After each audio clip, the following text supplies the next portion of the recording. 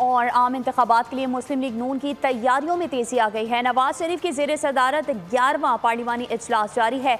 Bahawalpur division के उम्मीदवारान के interviews भी लिए जाएंगे। इजलास में इंतखाबी लाए अमल का जायजा भी लिया जाएगा। आपको बता रहे हैं, आम इंतखाबात के लिए मुस्लिम लीग नून की तैयारियों में तेजी आ गई है। नवाज शरीफ की ज़ेर सदारत 11वां पार्लिमानी इजलास इस वक्त जारी है और भावलपुर डिवीजन के उम्मीदवारान के इंटरव्यू लिए जाएंगे, जबकि इजलास में इंतखाबी लाए अमल का जायजा भी लिया जाएगा।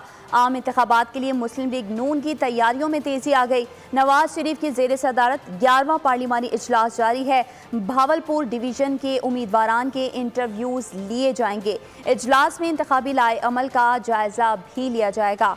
तो आपको बता रहे हैं, नवाज शरीफ की ज़ेर सदारत 11वां पार्लिमानी इजलास इस वक्त जारी है और आम इंतखाबात के लिए मुस्लिम लीग नून की तैयारियों में तेजी आ गई है। मज़ीद तफसीलात जानेंगे अखलाक बाजवा से।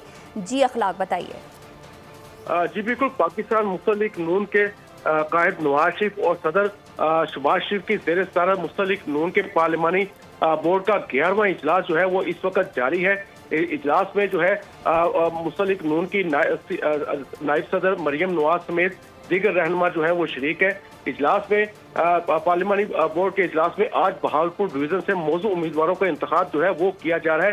पार्लिमानी बोर्ड 2 दिसंबर से अब तक सरगोदा डिवीजन, डिस्ट्रिक्ट रावलपिंडी, हजारा, मालाकंड और बलोचिस्तान, डेरा गाजी खान, रावलपिंडी, अटक, जेलम, चकवाल, खानेवाल समेत दीगर जो डिवीजन हैं उनका जो है वो उम्मीदवारों के नामों पर गौर जो है वो कर चुका है और आज जो है वो इस हवाले से बहावलपुर के जो मौजूद उम्मीदवार हैं उनका जो इंतखाब है वो किया जा रहा है। जी ठीक है अखलाक, आपका बहुत शुक्रिया।